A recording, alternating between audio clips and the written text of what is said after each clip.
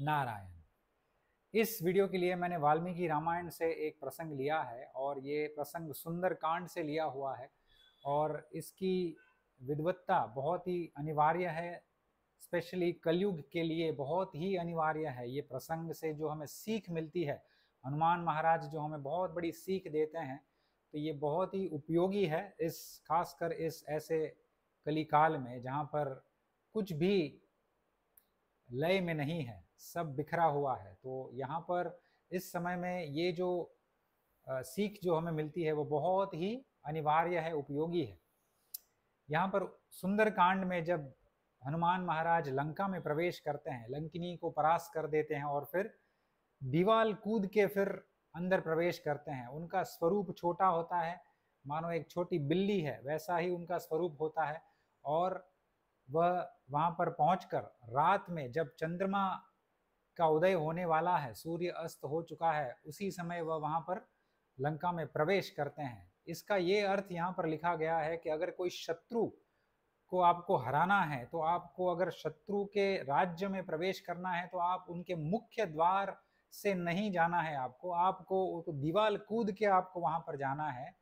कि इससे ये सिद्ध होता है और ये हमारे फेवर में एक कंडीशन बड़ी हो जाती है, विकसित हो जाती है कि आपका और हमारा शत्रु जो है वह परास्त हो जाता है। तो महाभारत में अगर हम देखते हैं तो जब जरासंध को हराने के लिए श्री कृष्ण भगवान, अर्जुन और भीम तीनों जन जाते हैं, तो तीनों लोग ये निर्णय लेते हैं कि हमको मुख्य द्वार से नहीं जाना है, हमको जरासंध के राज्य में दीवाल कूद के ही हमको प्रवेश करना है, जिससे ये सिद्ध हो पाए, जिससे ये हमको बल मिले और ये सिद्धांत एक मैनिफेस्ट हो जाए कि जरासंध का परास्त होना बहुत ही निकट माना जाएगा इसके बाद, अगर हम ऐसे प्रवेश कर ले। तो यहाँ पर भी हनुमान महाराज जो है वह दीवाल कूद के लंका में प्रवेश करते हैं और इसका अर्थ मेटाफर यही है रूपक के दृष्टि में कि आप शत्रु के राज्य में ऐसे घुसे हैं जैसे उनको परास्त करने के लिए घुसे हैं, और राज्य में आप दीवार कूद कर घुस गए, आप कूद के अंदर प्रवेश कर चुके हैं। इसका अर्थ ही ये हुआ कि आपने अपने शत्रु को परास्त कर ही दिया, क्योंकि शत्रु का जो दीवाल है, उसके जो राज्य की बाहर की दीवाल है, वो ही आपको रोक नहीं पाई, उसके जो सेना है वो आपको रोक नहीं पाई, तो आप अंदर प्रवेश कर ही दिए। इसका अर्थ ये भी होता है एक रूपक की दृष्टि में कि आपने अपने शत्रु को परास्त कर ही दिया, अभी आपका शत्रु की पराजय बहुत ही निकट है। इसका ये रूपक की दृष्टि में हमको ये अर्थ भी मिलता है।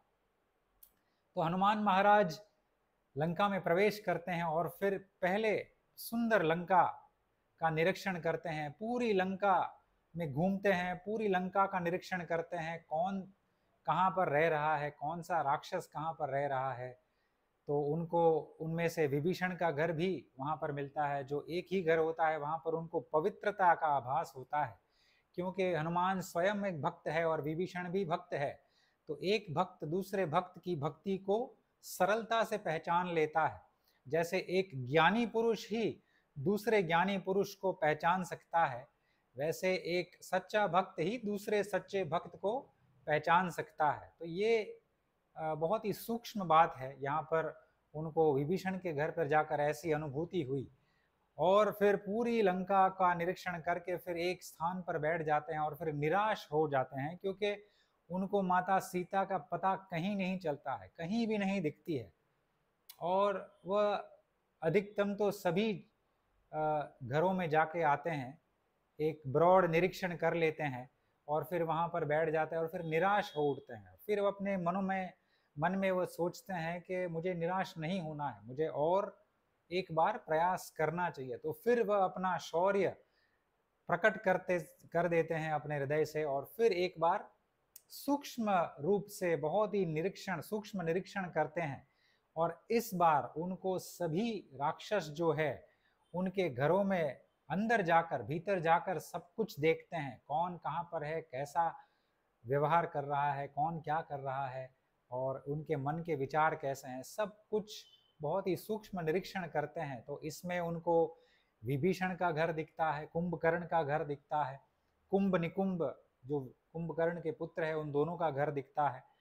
शूक सारणा, दो उनके मुख्य सेना के जो मुख्य कमांडर थे, वहाँ पर रावण की सेना के मुख्य कमांडर दो जो थे, वह उनके घर में भी जाके देखते हैं। फिर प्रहस्त जो सेनापति था रावण का, उसका घर भी हनुमान महाराज देखते हैं। फिर विद्युन्माली, विद्युजीव, इंद्रजीव, इंद्रजीत, बहुत सारे जो राक्षस होते थे, महोदारा, महापार्श्व, सभी राक्षसों के घर वहां पर अंदर भीतर जाकर वह देखते हैं और फिर निरीक्षण करते हैं सूक्ष्म रूप से कि कौन क्या कर रहा है, और सभी का जीवन चरित्र वह देखते हैं, पढ़ते हैं कि कैसे ये लोग जीवन जीते हैं। उसमें उनको यातुधान नाम के एक राक्षस होते हैं, एक प्रकार के राक्षस होते हैं, तो उनको वो देखते हैं, तो वहाँ पर वह वेद पाठ कर रहे हैं। बहुत ही पवित्र राक्षस है। और फिर वह यहाँ पर वर्णन किया गया है कि हनुमान कौन से घर में क्या क्या देख रहे हैं। तो हनुमान देखते हैं कि किसी किसी के घर में कोई पत्नी बहुत प्रसन्न हुई है क्योंकि उनके पति शाम को आए हैं, उनके पुत्र आए हैं, तो उनको बहुत प्रसन्नता हुई है। कोई कोई घर में पत्नी अपने पति को, अपने पुत्र को भोजन परोस रही है। बहुत ही पवित्र नारी कोई कहीं घर में दिखती है। कहीं कहीं वह देखते हैं कि पति पत्नी में कोई अनबन हो गई है, तो दोनों झगड़ा कर रहे हैं, तो ये भी उनको दिखता है। कहीं कहीं उनको दिखता है कि कोई कोई राक्षस के घर में, घर के छत के ऊपर पति पत्नी दोनों सोए हुए हैं, कोई प्रेम विलास में है, कोई बातें कर रहे हैं, कोई चंद्रमा को देखकर बहुत ही हर्षित हो उठते हैं। और बहुत सारे ऐसे भिन्न भिन्न घरों को देखते हैं। उनके जो क्रॉस रोड्स होते हैं, चार रास्ते होते हैं बीच में, तो वहाँ पर बड़े बड़े राक्षस बड़े बड़े शस्त्र लेकर लंका की रक्षा कर रहे हैं, ये उनको सब दिखता है। फिर बड़े बड़े महलों में वहाँ पर राक्षस कोई कोई सो रहे हैं, कोई कोई भोजन कर रहे हैं, कहीं कहीं दो राक्षस कुश्ती कर रहे हैं, तो ये सब उनको दिखता है। कोई कोई राक्षस अपनी पत्नी के साथ बातचीत कर रहे हैं, कोई कोई राक्षस आपस में दोनों मंत्रणा कर रहे हैं कि अभी आगे क्या किया जाए। तो ये सब वो देखते हैं, मगर कहीं भी फिर से पूरी लंका को छानने के बाद भी दूसरी बार उनको माँ सीता का कुछ पता नहीं लगता है। और फिर वह एक जगह आकर के बैठ जाते हैं और फिर वापस निराश हो उठते हैं। और इस बार बहुत निराशा है कि मैंने 2 बार पूरा लंका घूम ली, पूरा छान लिया, तो भी मुझे कुछ पता नहीं चला है। तो फिर उनको और एक बार थोड़े समय के बाद अपने मन में निराशा जब विलुप्त हो जाती है, थोड़ी कम हो जाती है, उसके बाद में फिर उनको स्वाभाविक रूप से उनका शौर्य, उनका साहस फिर बढ़ जाता है। मनोमन वह विचारते हैं कि मुझे जिस काम के लिए मेरे जो सेना है, सेनापति सुग्रीव मेरे वानरों के राजा है, जिसका मैं सेवक हूँ, तो उनका काम मुझे करना है। प्रभु श्री राम का भी मैं मुख्य सेवक हूँ, तो उनका भी काम मुझे करना है।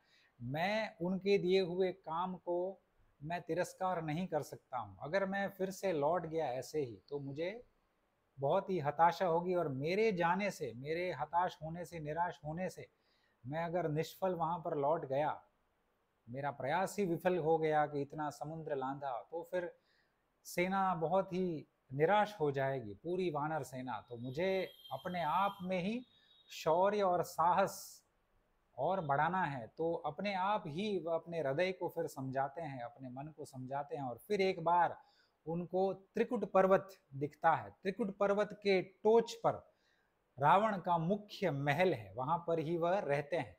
और सबसे ऊपर का त्रिकुट पर्वत के ऊपर सबसे हाइट पे रावण का महल है।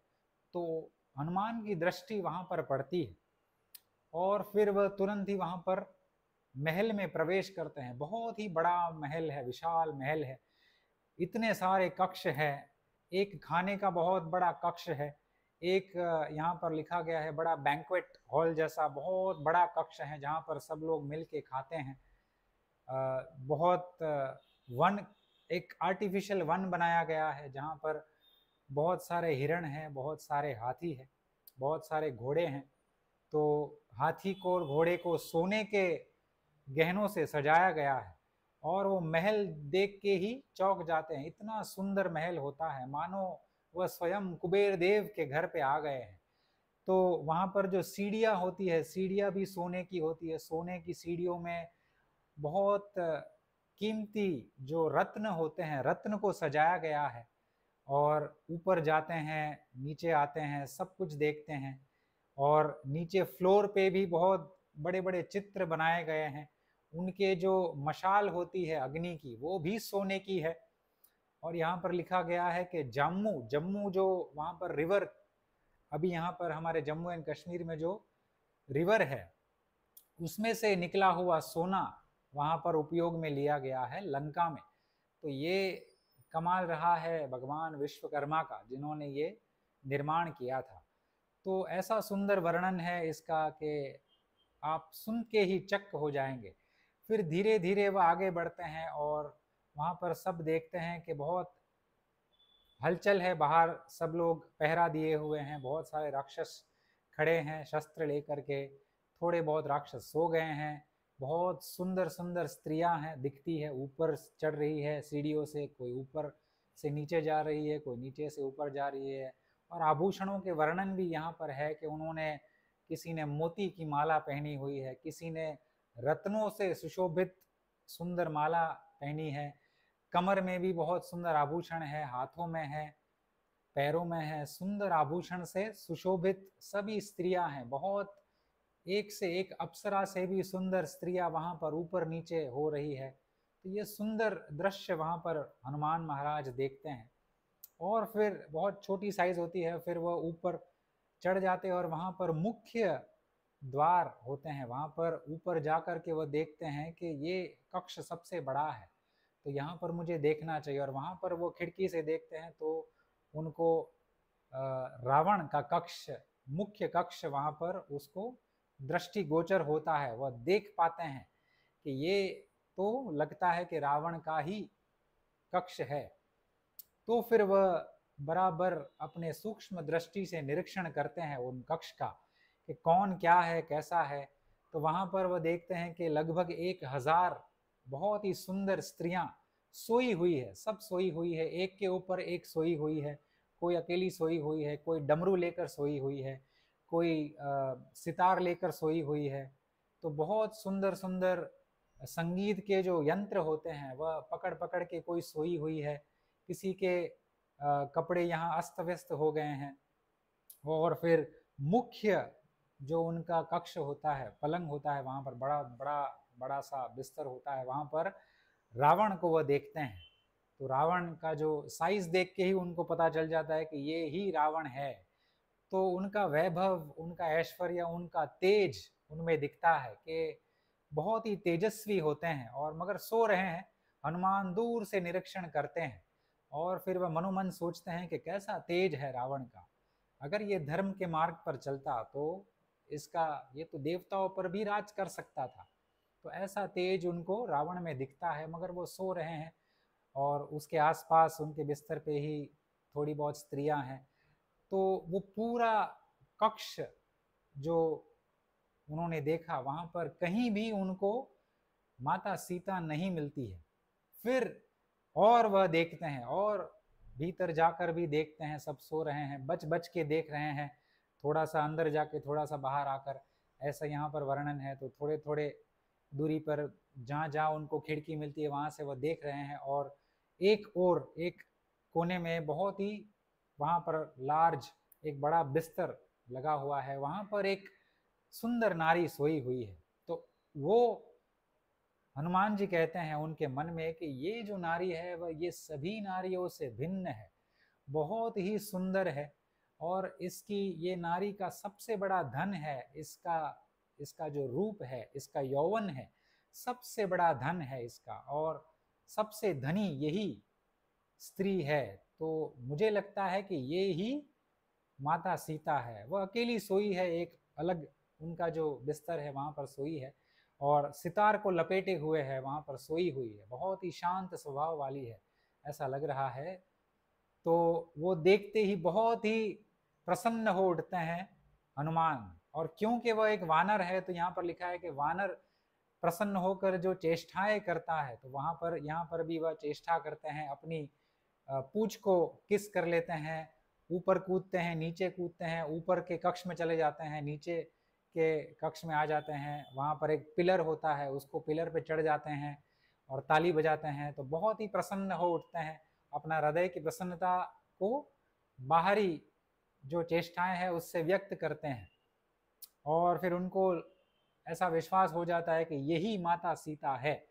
और फिर 2 मिनट फिर से वह देखते हैं, उनको बराबर निरीक्षण करते हैं और फिर वापस मनोमन सोचते हैं कि भगवती सीता तो बहुत ही तपस्विनी है, वह ऐसी है कि प्रभु श्री राम के सिवा कोई अन्य पुरुष का तो विचार भी नहीं ला सकती है। तो ये संभव नहीं है कि अगर ये माँ सीता है तो यहाँ पर रावण के कक्ष में यहाँ पर सोई हुई है और आनंदित है और एक यंत्र को पकड़े हुए है, सो रही है, तो ऐसा तो हो ही नहीं सकता है।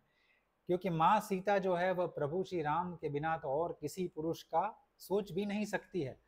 तो फिर उनमें एक शंका आ जाती है और फिर वो सोचते हैं कि नहीं, ये ऐसा तो नहीं है। फिर वह नीचे उतरते हैं, फिर वापस पुष्पक विमान जो होता है, तो पुष्पक विमान का भी बहुत देर तक निरीक्षण करते हैं। तो पुष्पक विमान के भीतर भी जो छोटे छोटे पॉन्ड्स बने हुए हैं, वहाँ पर जो कमल है उनको देखते हैं, वहाँ पर माँ लक्ष्मी के पुतले हैं ऐसे, और जैसे सोना दे रही है, सोने की मुद्राएं की वर्षा कर रही है, ऐसे 4 उनके पुतले हैं माता लक्ष्मी के। तो वैसा यहाँ पर वर्णन है। उसमें भी हाथी है, झूठे हाथी है, एक पुतले के रूप में मृग है, डियर है, वो भी पुतले के रूप में है। तो ये सभी यहाँ पर पुतले के रूप में है। पुष्पक विमान का वैभव देखते हैं, बहुत बड़ा और विशाल होता है पुष्पक विमान। उसमें भी बहुत सारे पॉन्ड्स होते हैं जिसमें कमल खिले हुए हैं। तो वो पुष्पक विमान भी पूरा निरीक्षण उसका करते हैं, मगर वहाँ भी उनको भगवती सीता का कुछ पता नहीं चलता है। और फिर से वह उस जगह पर लौट जाते हैं, वहाँ पर जहाँ पहले थे, सुरक्षित जगह थी, और वहाँ पर बैठे फिर सोचते हैं कि अभी क्या किया जाए। मैंने 3 बार लंका का निरीक्षण किया है, सभी के घरों का निरीक्षण किया है, यहाँ तक कि रावण का भी महल जो त्रिकुट पर्वत के टोच पर है उसका भी मैंने बहुत ही सूक्ष्म रूप से बहुत देर तक निरीक्षण किया है, कहीं भी माँ सीता का पता नहीं चल रहा है। तो इस बार जो है वह बहुत ही निराश हो उठते हैं। फिर वो मनोमन सोचते हैं कि अगर मैं निराश चला गया, मैं विफल होकर चला गया, अगर फिर से भारत की ओर चला गया, वहाँ जहाँ पर मेरे जो सेना है, जामवन, अंगद इत्यादि है, जो महेंद्र पर्वत के तट पर है, सागर तट पर है, अगर मैं चला गया तो वो फिर से निराश हो जाएंगे। हमारी सेना फिर वापस प्रभु श्री राम को देखेगी तो वो भी निराश हो उठेंगे, सुग्रीव भी निराश हो जाएंगे। और उनकी इतनी बड़ी आशा मुझसे ही थी, मुझको लेकर के थी। सुग्रीव ने तो ये कह दिया था कि हनुमान में ही मुझे सब कुछ दिखता है, हनुमान के सिवा और कोई नहीं है जो भगवती सीता को खोज पाए। तो ये तो उन्होंने घोषणा भी कर दी थी प्रभु श्री राम के सामने, लक्ष्मण जी के सामने।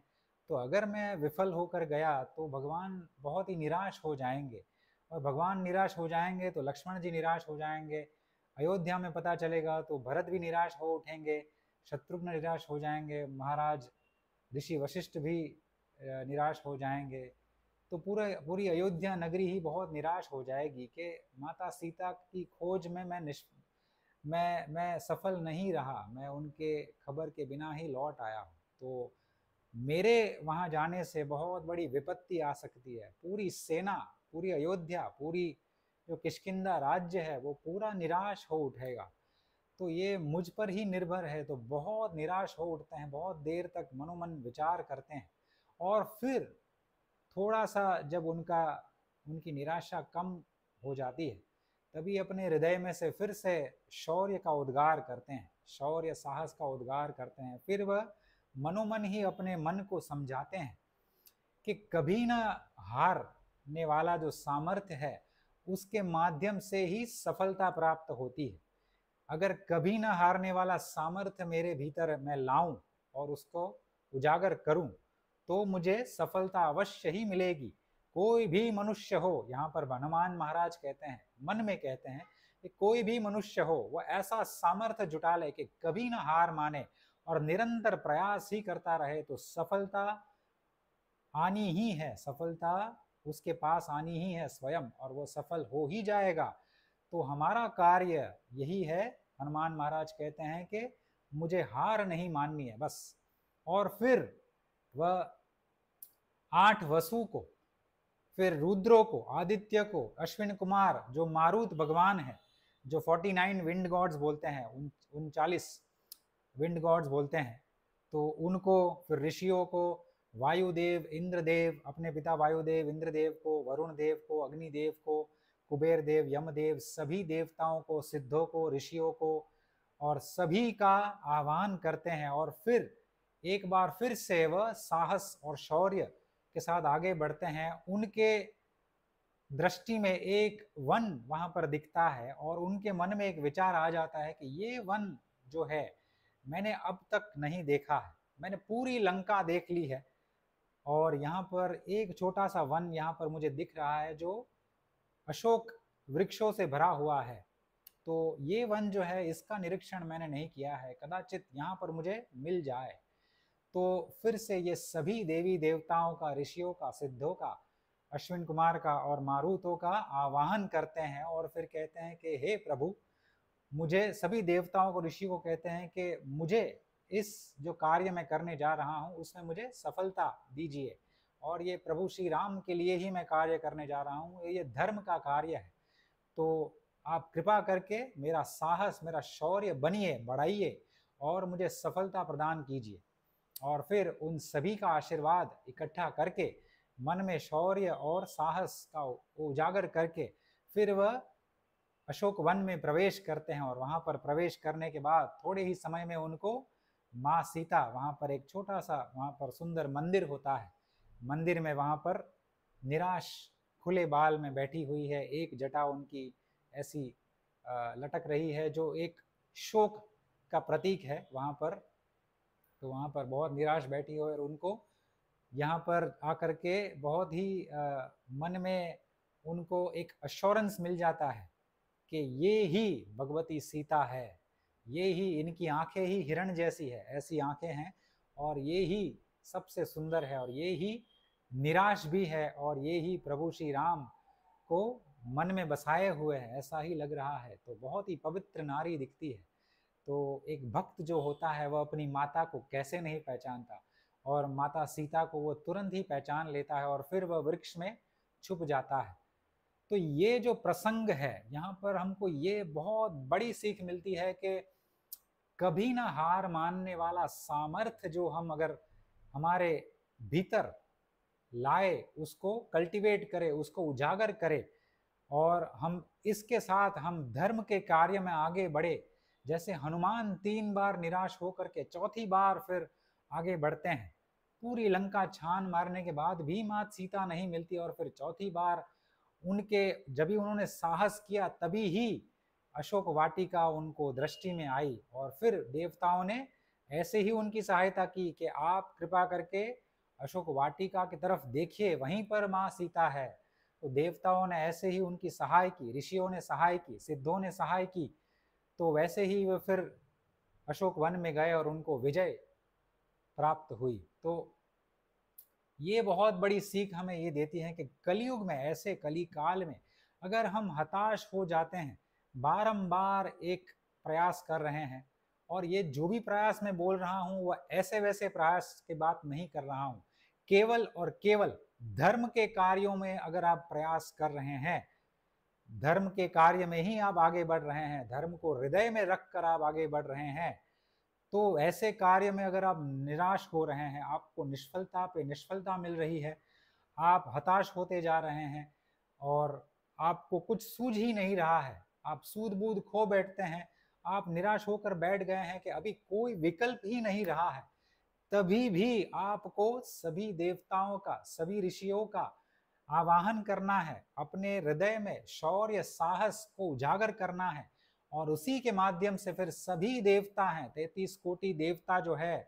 ऋषि जो है, वो आपकी सहायता करेंगे। आपके मन में ऐसे विचार प्रकट करेंगे कि जिसको आपको एक सुंदर पथ दिया जाएगा जो आपके मन में पहले आया ही नहीं था, कोई विकल्प दिया जाएगा जिसके माध्यम से फिर आप और एक बार प्रयास करने से फिर आपको सफलता मिल ही जाएगी। तो ये मैसेज हनुमान महाराज हमको देते हैं कि कोई भी परिस्थिति हो, कोई भी परिस्थिति, सबसे कठिन से कठिन परिस्थिति हो, कोई भी परिस्थिति हो, हमको कर्म करते रहना है। कर्म करने के अलावा और कोई उपाय ही नहीं है, विकल्प ही नहीं है। और भगवत गीता में भी भगवान कृष्ण कहते हैं कि कर्म जो है वो आपको करना ही है, कर्म से किसी का भी छुटकारा नहीं है, कोई भी जीव छूट ही नहीं सकता है, तो कर्म तो हमको करने ही है। तो यही मैसेज भगवान श्री कृष्ण देते हैं और यहाँ से हमको हनुमान महाराज बहुत सुंदर मैसेज देते हैं कि ऐसा सामर्थ्य हम हमारे भीतर उजागर करें कि कभी हार ही न माने, हमको हार माननी ही नहीं है, कोई भी परिस्थिति और हम आगे बढ़ते जाए और हमारे गंतव्य तक हम पहुंचे और हमारे जो भी साध्य है उसको हम प्राप्त करें। तो ये बहुत ही सुंदर मैसेज हमको यहाँ पर हनुमान महाराज ने दिया है। तो इसी के माध्यम से मैं भी ऐसी आशा रखता हूँ कि आप सभी के जीवन में धर्म बहुत ही मुख्य प्रधान एक साधन बन जाए, आपके हृदय में धर्म आप धारण करें, धर्म के कार्य करें और धर्म के कार्य करते करते जो भी आपके जीवन में कोई अगर अड़चन आती है, कोई दुविधा आती है, तो उसको परास्त करके आप ऐसा सामर्थ्य प्राप्त करें कि आप कभी हार ही न माने, जैसे हनुमान महाराज ने कभी हार नहीं मानी है। और इसी के माध्यम से उनकी कीर्ति अब तक है, हम नतमस्तक हो जाते हैं उनकी कीर्ति, उनका यश, उनका गौरव देखते हुए कि उन्होंने कभी हार नहीं मानी। और क्योंकि उन्होंने हार नहीं मानी इसीलिए वो फिर से विजय होकर लौटे और फिर भगवान श्री राम लंका गए और फिर वो भी विजय होकर लौटे। तो कितना बड़ा सामर्थ्य हनुमान महाराज का था। तो यही सामर्थ्य मैं इच्छा करता हूँ कि हम सभी के जीवन में आए और हम धर्म के कार्य में लग जाए और धर्म को ही हमारे हृदय में स्थान दे, अधर्म को हम दूर हटाए और ये भी सामर्थ्य आए कि अधर्म को भी हम परास्त कर सके और हम धर्म के माध्यम पर आगे बढ़ते चले और हमारा गंतव्य जो है वह हम प्राप्त करें। धर्म अर्थ काम मोक्ष नियंत्रित सीमा के अंदर जो हमको मिलना चाहिए वो हमको हम सभी को प्राप्त हो और फिर हम सभी विजय हो। तो यही मैं मनोकामना आप सब के लिए करता हूँ, हम सभी के लिए करता हूँ।